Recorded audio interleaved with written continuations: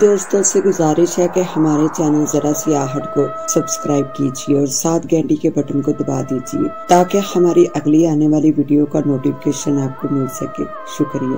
یہ کہانی دوستوں ہمیں ہمارے دوست نے بھیجی۔ ہماری شادی 2004 کو ہوئی اور 2005 کو اللہ تعالیٰ نے مجھے ایک خوبصورت بیٹے سے نوازا۔ میری پہلی ڈیلیوری تھی، اس لیے مجھے اپنی امی کے گھر آنا پڑا۔ 7 مہینے سے میری امی MP میں رہتی تھی۔ میرے والد صاحب نہیں ہیں مگر بڑے بھائی اور بھابھی ہیں۔ میرے بھائی کی شادی بھی مجھ سے 8 دن پہلے ہوئی، اس لیے میرے بھائی کے گھر میں بھی پہلا بیٹا ہوا۔ میری بھابھی کے والدین نہیں تھے، اس لیے وہ اپنے بھائی کے گھر 1.25 مہینہ گزار کر ہمارے گھر واپس آ گئے۔ ان کا بیٹا ہمارے بیٹے سے 1 مہینہ بڑا تھا۔ ہمارا گھر چھوٹا تھا، اس لیے بلڈنگ میں ایک گھر کرائے پر لینا پڑا۔ اوپر کی بلڈنگ پر ایک فلیٹ خالی تھا۔ پوری بلڈنگ میں ایک خوبصورت اور اچھا فلیٹ وہی تھا، لیکن اس کے بارے میں مشہور تھا کہ وہاں کوئی زیادہ دیر ٹک نہیں پاتا۔ ایسے عجیب و غریب واقعات ہوتے ہیں کہ لوگ وہاں سے بھاگ اٹھتے ہیں۔ کسی کو کچھ دکھائی دیتا ہے تو کسی کو کچھ۔ زیادہ تر یہ مشہور تھا کہ ایک خوفناک شکل والی عورت وہاں رہتی ہے جو وہاں کسی کو ٹکنے نہیں دیتی۔ جو بھی وہاں رہنے کی کوشش کرتا ہے کسی نہ کسی حادثے کا شکار ہو جاتا ہے۔ ایسا لگتا تھا وہاں جو مخلوق رہتی تھی وہاں کسی اور کو دیکھنا ہی نہیں چاہتی تھی، وہ اکیلی وہاں رہنا چاہتی تھی۔ ہمیں اس بات کا دھیان ہی نہیں تھا کہ وہ مکان اسیب زدہ تھا، ہمیں تو بس گھر کی ضرورت تھی، اس لیے ہم نے وہی فلیٹ لے لیا۔ جو اس فلیٹ کی مالکن تھی وہ بہت کمینی عورت تھی، بہت سخت دل والی، کسی کو بھی وہاں زیادہ دیر ٹکنے نہیں دیتی تھی۔ منحوس مخلوق سے زیادہ تو وہ مالکن بری تھی۔ جب میں اوپر کے گھر میں شفٹ ہوئی تو میرا بچہ سخت بیمار ہو گیا اور میرا سارا دودھ بھی خشک ہو گیا۔ دوسرا بازار کا کوئی دودھ میرے بیٹے کو ہضم نہیں ہوتا تھا، اس لیے بہت پریشانی پیدا ہو گئی۔ میری امی سارا دن کے کاموں سے تھکی جلدی ہی سو جاتی، جبکہ میں اور میرا بیٹا ساری رات جاگ کر گزار دیتے۔ شروع میں مجھے صرف اس مخلوق کی وہاں موجودگی کا احساس ہونے لگا، مگر پھر مجھے وہ نظر بھی آنے لگی۔ وہ میرے سامنے آ کر کھڑی ہو جاتی اور پھر ہم اس کو دیکھتے رہتے اور وہ ہمیں دیکھتی رہتی۔ میرا بچہ سہم زدہ نظروں سے اس کو دیکھتا رہتا اور میں بھی دیکھتی۔ پہلے تو بہت خوف آیا، لیکن پھر اچانک اس کے سامنے آنے سے میرے حواس جاتے رہتے۔ مجھے ایسا محسوس ہوتا جیسے میرے سارے جسم کو کسی نے جکڑ لیا ہو۔ میں صرف آنکھیں گھما کر ادھر ادھر دیکھ سکتی تھی، مگر ہلنا جلنا حرکت کرنا میرے بس میں نہیں تھا۔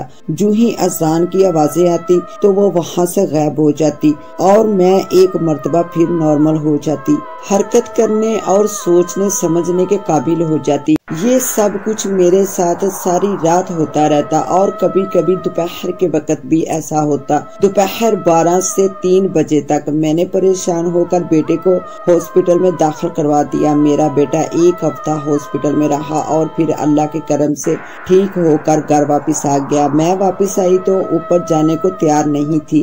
مجھے اس فلیٹ کے خیال سے ہی خوف آنے لگتا، مگر میری بھابھی زور دینے لگی کہ تم اوپر اسی فلیٹ میں چلی جاؤ۔ اسی دوران اس بلڈنگ میں میری امی کی ایک جاننے والی رہتی تھی جس کا ایک 10 سال کا بیٹا تھا۔ اس کو کہیں ٹھکانہ نہ ملا، اس کے پاس رہنے کو کوئی گھر نہ تھا۔ میری امی کہنے لگی کہ تم ہمارے ساتھ اوپر کے فلیٹ میں آ جاؤ، تو اس رات وہ بھی اپنے بیٹے کو ساتھ لیے ہمارے ساتھ آ گئی۔ صبح جب ہم اٹھے تو وہ عورت اور اس کا 10 سالہ بچہ وہاں سے غائب تھے۔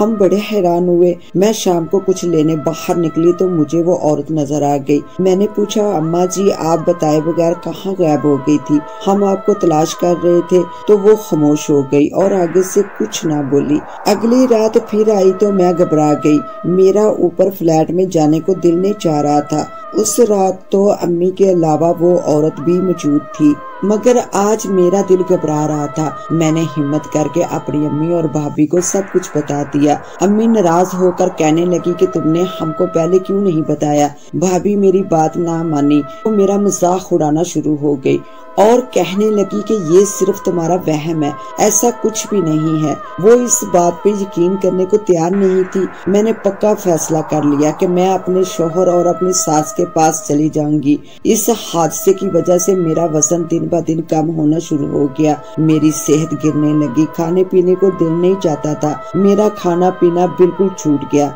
जिसकी वजह से मेरी जिस्मानत में कमजोरी होती चली गई।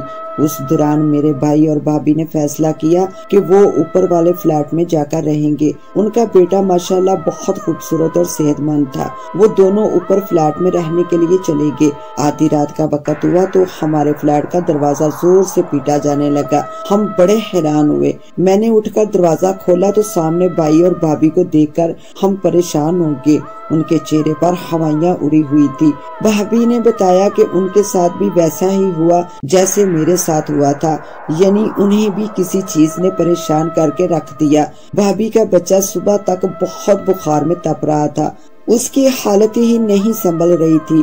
डॉक्टर को दिखाया तो उसकी समझ से बाहर था कि उसके साथ हुआ क्या है। वो बेचारे मायूस होकर उसे घर वापस ले आए। हम सब घर वाले परेशान थे कि वही औरत जो मेरी अम्मी की जानने वाली थी, जिसे हमने रात को वहाँ ठहराया था, वो भी आ गई।